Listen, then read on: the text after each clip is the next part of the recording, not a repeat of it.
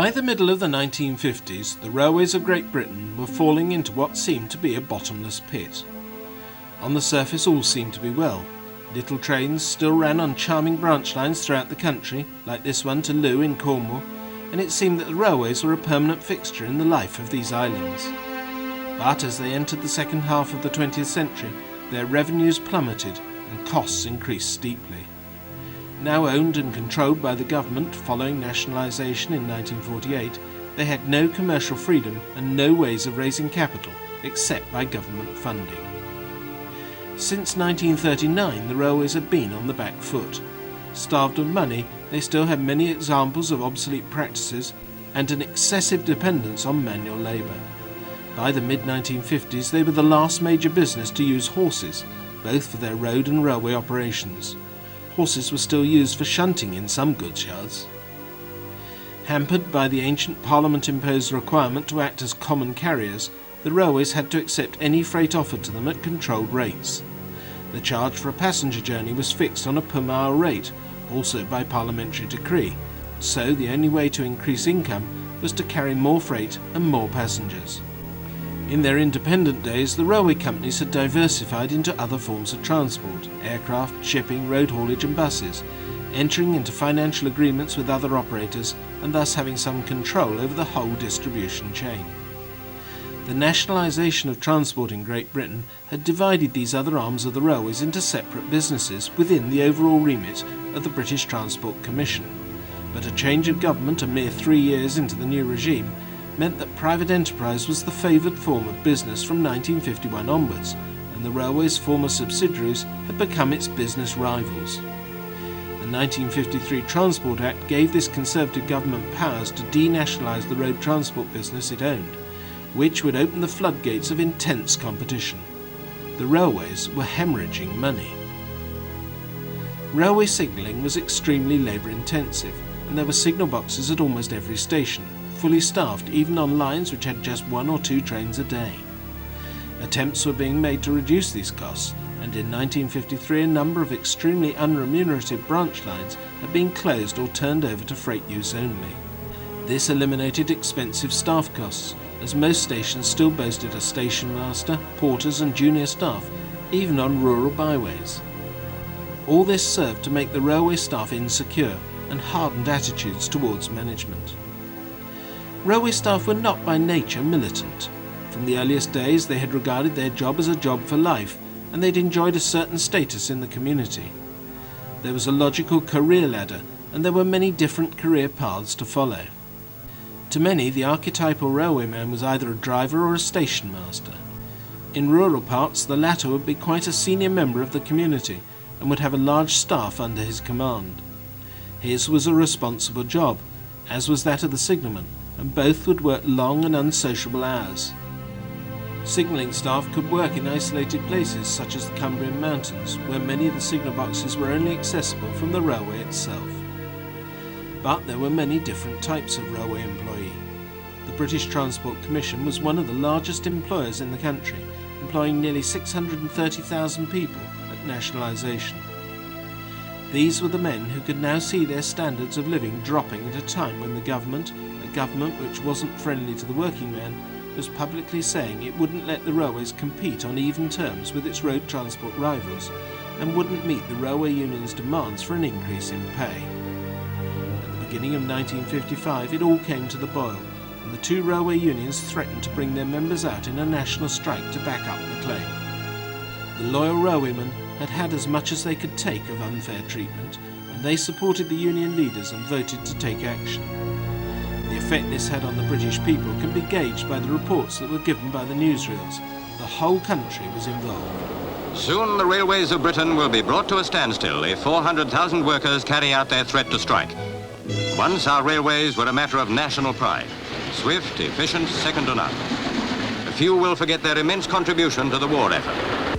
But now there is dissatisfaction on all sides. The public complain of poor service, irregular timetables, obsolete rolling stock, and the vast losses that have to be paid from their own pockets. The railwaymen complain of poor pay. Now they are demanding an increase, and unless they get it, the railways will be halted.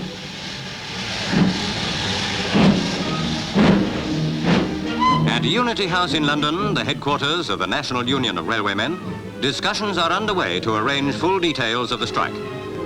Assured that 28 district councils are in favour of the stoppage, President Stafford and other members of the NUR executive make their decisions. The General Secretary of the Union, Mr. Campbell, is on the left. Unless there is a last-minute change of plan, it seems certain that the strike will take place, so determined are the railwaymen. A strike on such a wide scale would hamstring the country within a matter of days. A vital question as the new year came in was, will Britain's railway system be brought to a standstill? Some 400,000 railwaymen were under strike orders for January the 9th, but a court of inquiry had been set up at the law courts.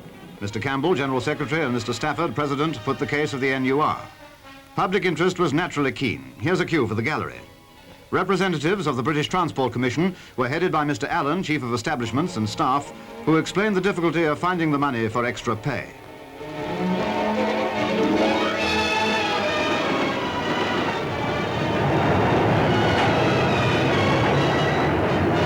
The whole country, of course, hoped that a settlement could be reached, enabling British Railways to carry on full speed ahead.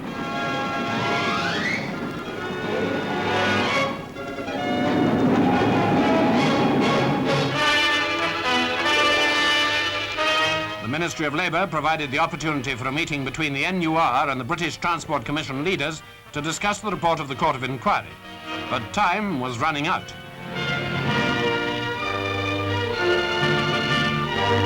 Meanwhile, the Cabinet met at number 10 Downing Street to review the latest developments in the railway dispute and to make plans for all emergencies. Work was naturally going on at high pressure both here and at the Ministry, where Sir Brian Robertson, chairman of the BTC, is seen leaving. The NUR General Secretary, Mr. Campbell, was off to meet his executive. Well, the position at the moment is that we've received certain assurances from the British Transport Commission. Depends greatly on the decision of my executive. But the Minister is holding himself in readiness and at our service in the event of us desiring to come back. Thanks to Sir Walter Monckton's work for conciliation and to wise counsels prevailing, strike action was suspended. For the time being, British Railways carry on. At the Railway Clearinghouse, London, the railway executive and leading members of the three unions concerned met to discuss the critical situation. The General Secretary of the NUR, Mr. Figgins, took a prominent part, and the problem was to deal with railwaymen's dissatisfaction with the 5% wage increase proposal and working conditions.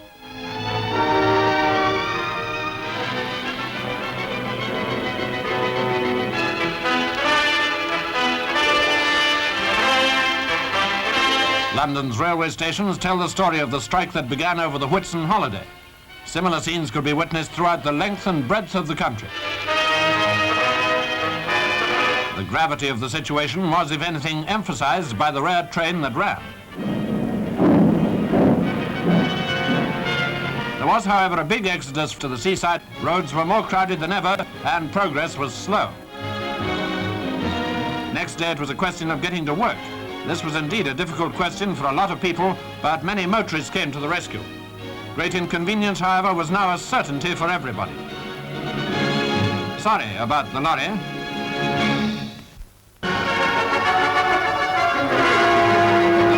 The strike settlement produced great excitement out at the Ministry of Labour. Sir Brian Robertson, Chief of the Transport Commission, gave us this comment. The only thing that I would like to say this evening is this. Please remember that these men who have been on strike are our men, and we don't want to leave a sense of bitterness among them. Now, Mr. Campbell, General Secretary of the NUR. We offer no objection to the settlement, particularly as the interests of the NUR have been completely safeguarded in the discussions that are to follow. A referee will be appointed, Lord Justice Morris, and we'll take advantage of submitting our views to the referee. Here's Mr. Beatty, General Secretary of ASLEF. I would like to say the newsrooms now. Yes. I'm glad it's come to an end. We look forward to the days of success. So we're hoping by tomorrow to see British Railways, which have always been a proud part, working normally and to the satisfaction and pride of all concerned. And Sir Wilfred Needham, Chief Conciliation Officer at the Ministry. And I'd like to say that it has been one of the most difficult problems we've had to deal with for quite a long time in the Ministry, but it has had a happy ending, and I'm quite sure everybody will be very much relieved. Finally, a word from Sir Walter Monckton, Minister of Labour, who did so much to bring about the settlement. I'm just going off to the House to announce that the strike is over. I've never been more satisfied at the end of a strike in my life.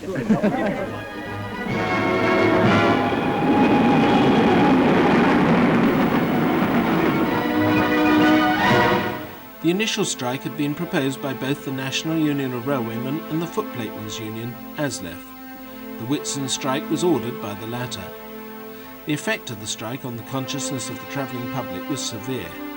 It appears that it cemented the attitude that trains couldn't be relied upon anymore, and is considered to have been significant in the rush towards private motoring which was gathering pace in the 1950s.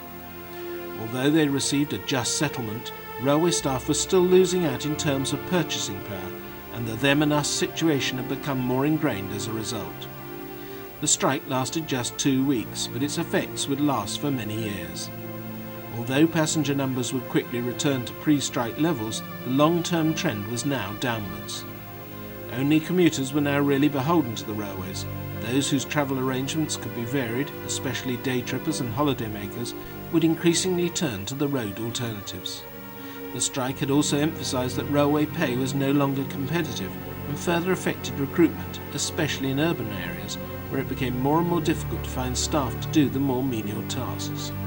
Staff reductions were now the simplest way to reduce costs, and overall staff levels fell by 78,000 from 1948 to 1956, some 12% of the total. A major part of the problem was the longevity of railway assets. Few were designed for a life of less than 25 years, which meant that long-term planning for coaches and locomotives, disrupted by the war, was now out of step with the requirements of the post-war world. Steam locomotives required a driver and a fireman, together with ancillary crews such as cleaners, firelighters and shed disposal staff. Some progress had been made in reducing this high staff level on the old Southern Railway, as electric trains required just a driver and less staff at the depots. The trains could be easily cleaned, as they were just carriages and the dirt associated with steam was all but eliminated. This had taken place with little or no unrest. Now, however, when new diesel locomotives were introduced in the 1950s, union efforts to retain the jobs of their members following the bitter disputes and strikes meant that double manning, in other words keeping a fireman as well as a driver on locomotives that didn't have a fire, became a hotly contested issue, which saddled the railways with unnecessary costs at a time when they were under huge pressure.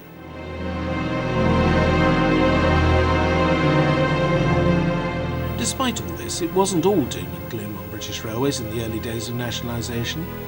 The Southern's electrification programme would be restarted in the 1950s after a 20-year hiatus, but the replacement of the earliest trains was one of the few investment plans that did continue.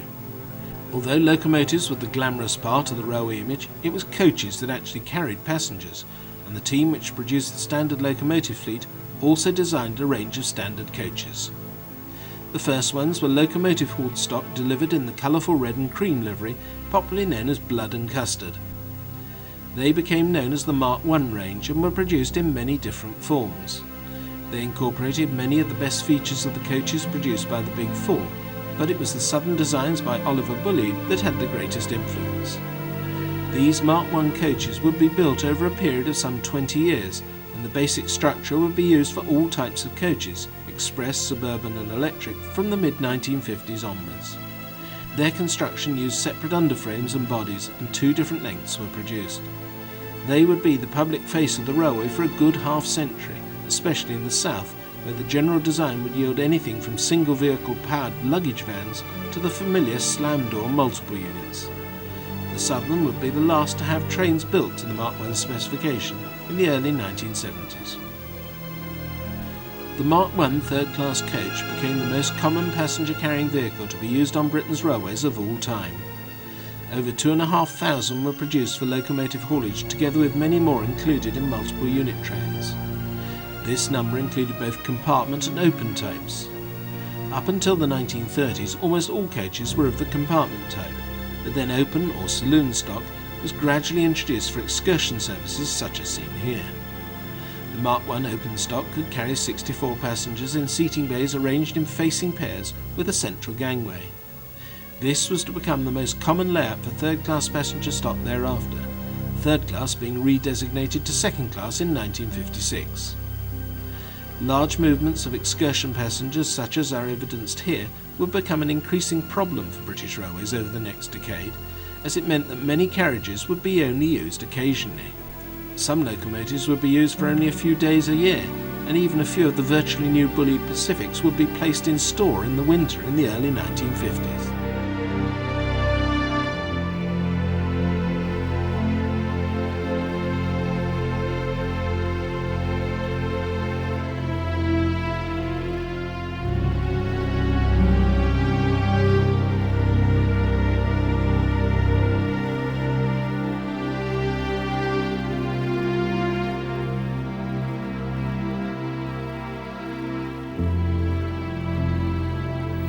But the railways did have some fans. The 1950s was to see the rise of a generation of loco spotters. Today, we have train spotters.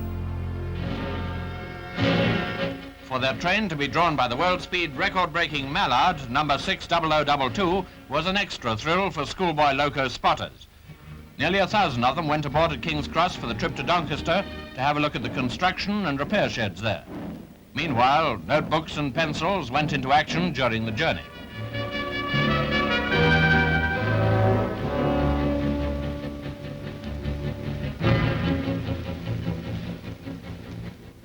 Spotting engines is one thing, and a very popular pastime it is. But at Doncaster, these club members were able to get a real close-up in the Eastern Region works.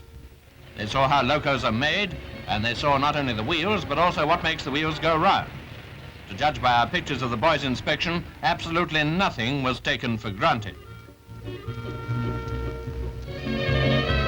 Incidentally, to round off a perfect excursion, the Spotters Express was even involved in a slight accident on the way back. The loco spotters were the future generation of railway enthusiasts. In the 1950s, their fathers were busy laying the foundation of the great preservation movement, which would keep the spirit of the historic steam railways alive into the future. It all started in the mountains of northwest Wales. In 1951, the Talyllyn Railway was taken over by a group of enthusiasts, and it was to kick-start the whole preservation movement. In the same year, and emboldened by the success of that venture, a new group was formed to purchase the moribund Festiniog Railway, located near Mount Snowdon. The Talyllyn had never closed, but the Festiniog needed a complete rebuild before it could be returned to service. A trust was formed, and in June 1954 the railway passed into the preservationists' hands. 1 year later, the first trains ran under preservation auspices. The locomotive Prince was one of the original Festiniog Railway locomotives, dating from 1863, when the railway was granted permission to carry passengers, the first narrow gauge railway in Great Britain to win this approval. In that first year, trains only ran from Port Maddock to Boston Lodge, across the famous Cobb, the causeway across the estuary of the River Glaslyn. Boston Lodge was the site of the railway's works, which were progressively reopened and used to overhaul the acquired stock and then to build new bogie coaches for the rapidly expanding railway.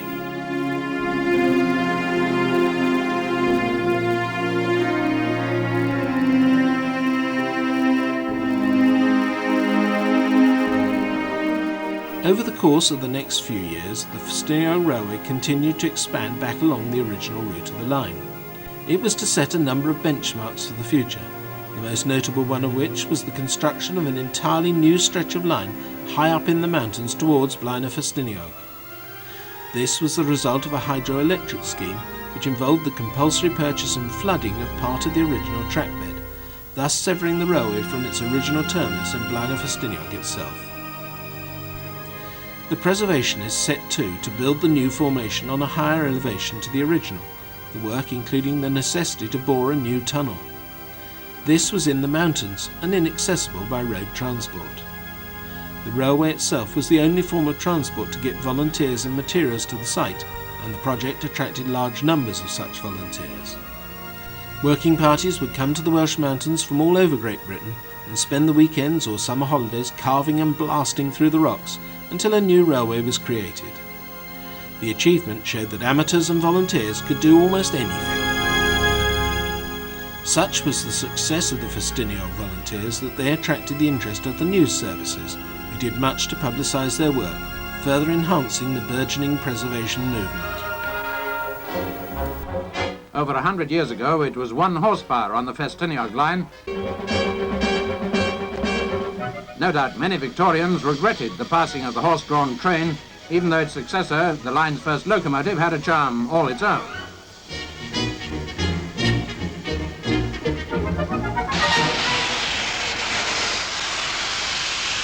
Let's take a trip along the original track. Almost half of it has now been restored.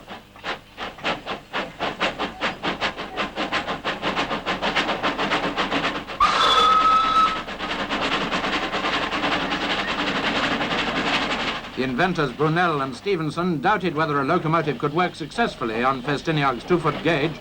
They were certainly proved wrong.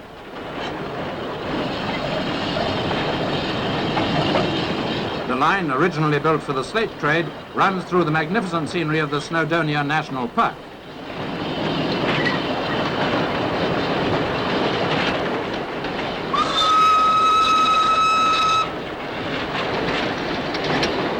Not surprisingly, it's become a considerable tourist attraction. More than 100,000 people made the trip last year.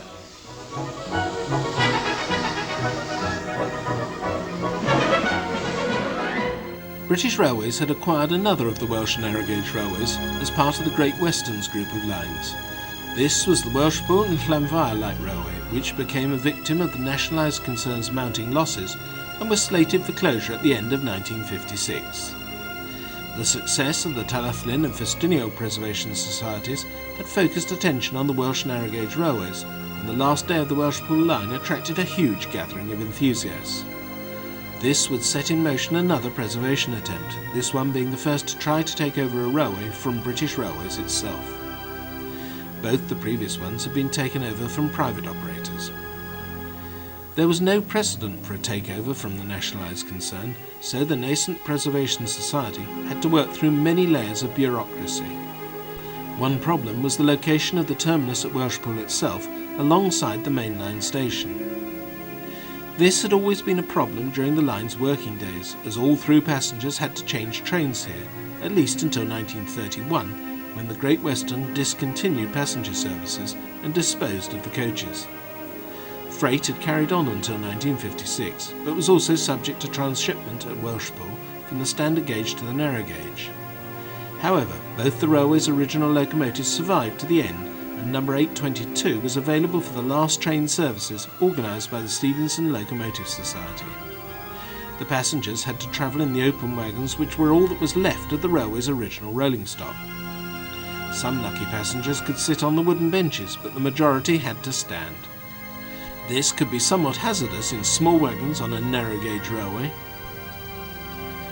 The line ran through the streets of Welshpool and alongside the main road to Llanfair Corinion, crossing the latter at Raven Square on the outskirts of Welshpool, where a brass band greeted the tour. Sadly, the section from Welshpool Station to Raven Square would not be available to the preservationists, as the local council wanted to build a car park and a bypass for Brook Street alongside which the line ran. The negotiations with British Railways carried on until 1961, when a lease was drawn up, at last opening the way for the Preservation Society to reopen the Welshpool and Llanfair Light Railway, as we'll see later in our story. The gauge was, and still is, unusual, being 2 foot 6 inches, unlike the other Welsh narrow gauge lines, most of which have a 1 foot 11.5 inch gauge. This made it difficult for the preservationists to locate alternative coaches to replace those which had been disposed of by the Great Western, but by the time the line reopened in 1963, another source had become available from an Admiralty line in Kent.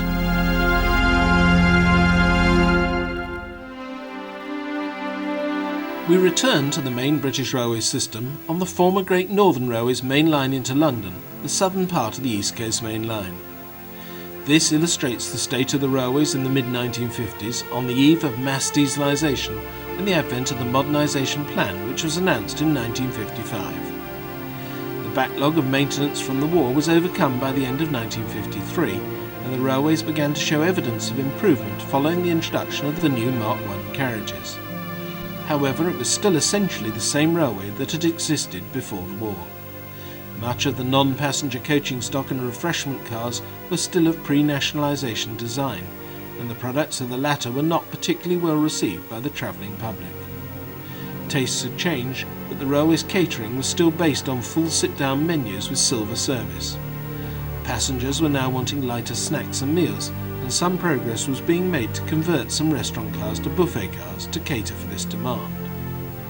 The bullied tavern cars had been intended for this market and had been used on other regions' trains, including the Eastern.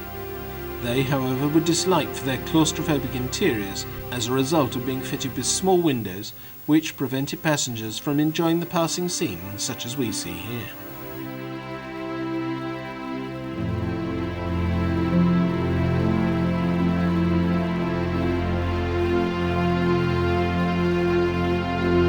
The train has just passed the carriage sidings at Holloway and is now about to pass the upside goods yard, beside which more coaches were stabled. Huge sorting sidings were arranged alongside all main lines throughout the system and were one of the least efficient parts of the railway's business, although this had been little understood up until now. However, the costs of shunting and remarshalling stock had now become the focus of the railway's accountants. Part of the crisis into which British Railways had plunged could be ascribed to these costs. Here can be seen a large variety of the traditional British goods wagons which had seen little change in design through the first half of the 20th century. So far, the most noticeable change here was the employment of diesel shunters instead of steam, a policy which was part of the standardisation scheme of the early 1950s.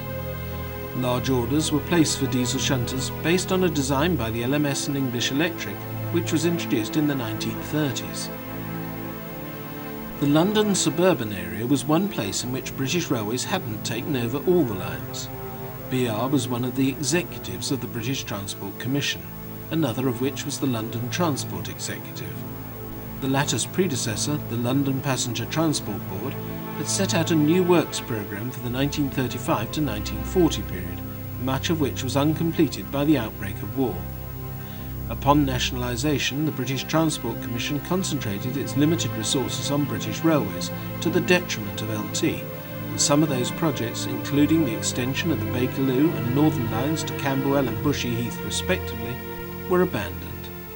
Some of its services still weren't electrified and were worked by British Railways steam locomotives, an arrangement which had been inherited from the LNER.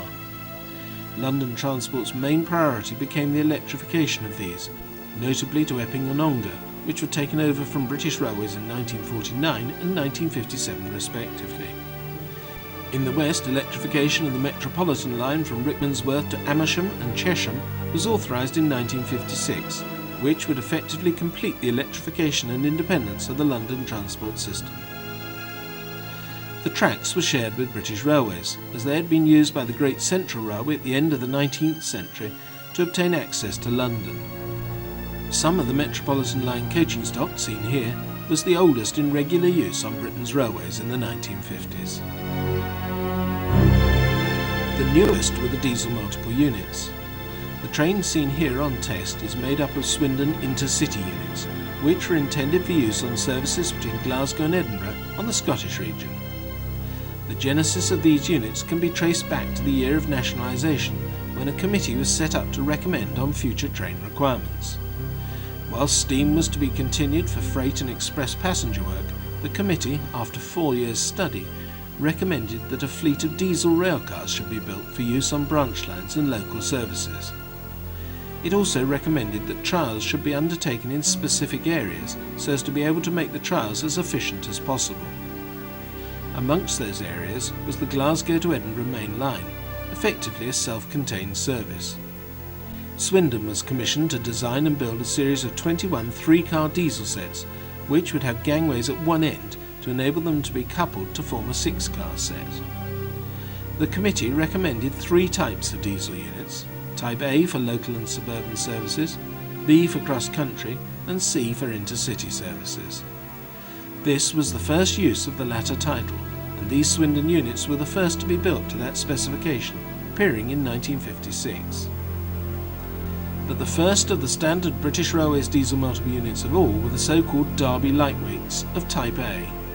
In accordance with the committee's recommendations, they went into service in 1954 on the Bradford to Leeds line. All set for a trial run in Yorkshire from Bradford to Leeds is one of British Railways' new lightweight diesel trains. The introduction of these trains is part of a scheme to make rail travel in this country faster, cleaner, more pleasant, and even, yes, they thought about it at last, on time.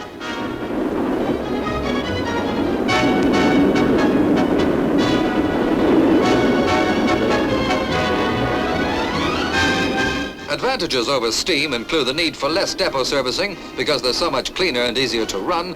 Others are better viewing facilities, either end drive, more speed, particularly uphill, and greater acceleration pickup. One-man control saves staff too.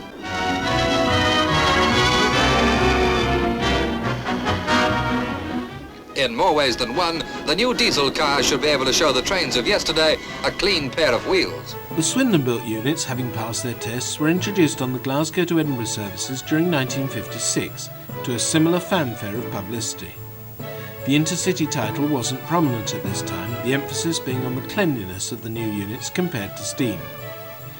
This was one glimmer of hope during what was to prove to be yet another worst year yet for British Railways.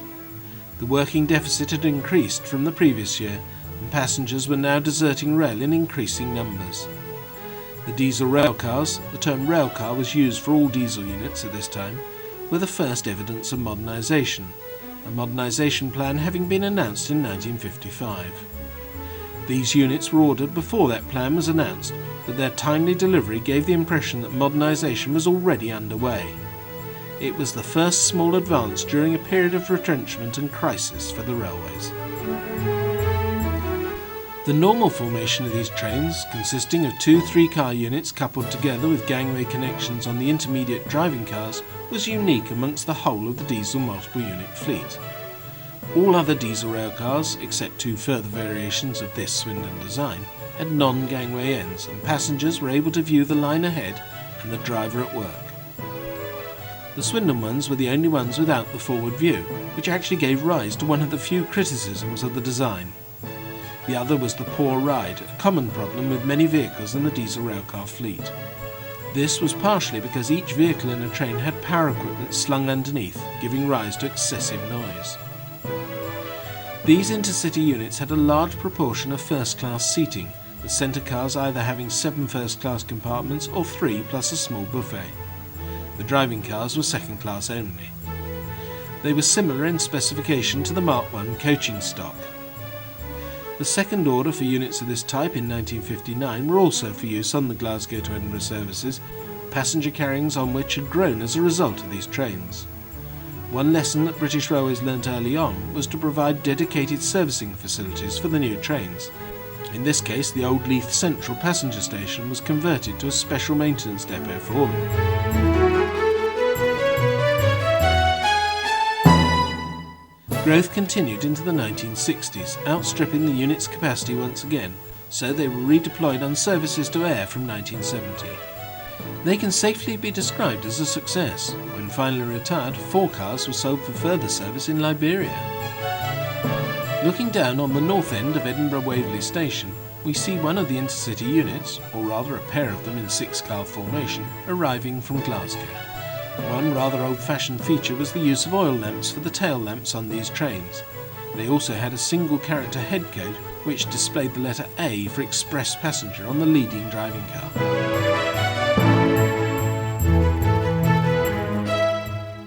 Coming out of the station to the left is one of the second order for general branch line and local service units of Type B. These were the next type to be delivered to the Scottish region in 1956 and were built by the firm of Metropolitan Camel. This company was the first outside contractor to supply any type of diesel railcar in the nationalisation era, and was the start of a trend towards the use of outside contractors. Eventually these would become the most numerous type of diesel units in British Railway service. On these a different form of two-character headcode was displayed, together with destination lines. Although the term multiple unit is usually used to describe these diesel railcars, the early types were unable to work with vehicles outside their own design. The different control systems were shown on the front of the driving cars by means of a colour code. The standard code for later built diesel railcars was the blue square designation, the symbol for which can be seen on this 1957 built Gloucester Railway Carriage and Wagon Company unit. However, its contemporary unit, built at Derby and known as a Derby Heavyweight, doesn't display any code at all, although it too is blue square. These units were similar to the earlier Derby Lightweights, except they were built from steel rather than aluminium. The latter could only work in multiple with each other and were colour-coded red triangle. Although it was the original plan to build all the railcars from aluminium, experience with these Derby Lightweights showed that corrosion was a problem, and allied to higher first cost and more difficult construction techniques, this spelt the end of the use of alloy in railway coaching stock. The general layout of the railcars mirrored that of the conventional coaches which they supplanted, including the provision of plenty of luggage space. However, with the exception of the Intercity units, the seats provided were of low back design and were arranged in saloons rather than the traditional compartments. This enabled more passengers to enjoy the view, whether at the front or back of the train. Previously, such a view was the preserve of premium fare passengers on the top flight expresses, such as the Coronation of 1937 or Devon Bell of 1947. After a few years' service, the railcar driving ends had what were known as speed whiskers painted on. They were actually the predecessors of the yellow warning panels which later disfigured all modern train design. As the fleet was expanded, so was their area of operation. The initial batch of Derby Lightweights set the standard form for these trains, each coach being fitted with two 140 horsepower engines, each of these driving one axle of one bogie. This meant that the power was distributed evenly along the train, a layout which will become near universal in the future. The engines themselves were of two main types from two manufacturers, either Leyland or AEC. Some sets for specific duties had Rolls-Royce engines, such as these Calder Valley units, which had 180 horsepower ones to give greater power on the route for which they were intended, which had severe climbs. Around 250 vehicles were built in the first phase before the 1955 modernisation plan was announced. Their success was acknowledged by the fact that the plan would increase the numbers vastly to around 4,000 vehicles. In general, there were very few poor designs, as some experience had already been obtained with these early trains, and the majority of the expanded fleet were based on these prototypes. Other standard features included the internal layout and positioning of the external doors. There were, of course, exceptions, such as the Swindon Intercity units, but many for cross-country or branch line and general services had 3 saloons per vehicle with low-back seats arranged in what would later become known as airline-style seating. Giving the passengers a view of the line, these were normally arranged for 2 seats on one side and 3 on the other across the vehicle, and were known as high density. Others had just 4 seats across and were known as low density. Actual passenger capacity varied from one type to another, but these Calder Valley ones, built by the Birmingham Railway Carriage and Wagon Company, had seating for 24 first-class passengers situated in the end saloons and 159 second-class passengers. They were a development of the earlier 2-car units from this manufacturer and were the last vehicles it made before going into liquidation. Rather more successful was Metropolitan Camel. Its standard design had a distinctive arrangement at the front and looked unlike any other design. Using the standard AEC or Leyland 150 horsepower engines, they were produced in large numbers, formed into 2, 3 or 4 car sets. Some vehicles were trailers, and the formation and number of power cars varied according to the area in which they were to operate. The Derby Lightweights had a unique transmission in the form of a torque converter, but thereafter new units had a standard mechanical gearbox transmission as introduced on the MK1 ones. Again, there were exceptions, generally where the Rolls-Royce engines were installed. A few of these had hydraulic transmissions, but all the railcars were generally grouped together and known as diesel mechanical multiple units, or simply DMUs. The use of gearboxes gave them a distinctive sound compared to diesel locomotives introduced at the same time, most of the latter having engines which turn an electrical generator to drive electric traction motors, thus being known as diesel electrics. The typical DMU could be heard changing gear as it accelerated, a sound that seemed as though it might be about to lose power at any moment. For many passengers in the mid-1950s, the diesel multiple units became the face of British Railways as they took over the rural passenger services. For commuter lines, electrification was seen as the way forward, except on the western region, where suburban DMUs would be introduced, running alongside the famous Great Western steam locomotives such as the Castles and Kings. Still steam-hauled by magnificent engines are most of the crack trains of the western region. It's no use washing whiter if the Cornish Riviera passes the clothesline.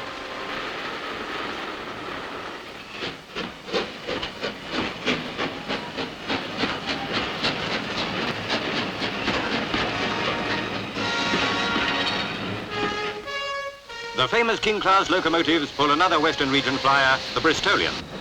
Fastest train in Britain, the Bristolian at times exceeds 100 miles an hour. Its average for the run, 67 miles an hour.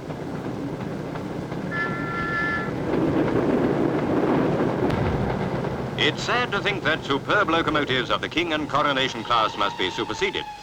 Drivers who know their ways and moods as if the engines lived are loath to bid them goodbye. But soon many will drive diesels. Classes are held to teach them the mysteries of the oil age. And as most men nowadays understand motor cars, the diesel isn't a mystery for long. On main lines, the big diesel engines are gradually replacing the steam loco. In pairs, they've often pulled the Royal Scot to Glasgow in the last 8 years. On this region, as on others, diesel power will largely displace steam, and eventually the main lines will be electrified. The LMS twins, a smaller mixed traffic machine, and 3 Southern diesels were the only mainline diesels working in Great Britain before the announcement of the modernisation plan in 1955. But in that year, a 7th prototype appeared. One outstanding item in the modernisation of British railways is the new Deltic diesel-electric locomotive. It's reported that over 20 of them, the most powerful of their type in the world, are being ordered, and that they'll haul such famous expresses as the Flying Scotsman and the Elizabethan. What a contrast the clean diesel-electric makes compared with the old, smoky, coal-burning locos.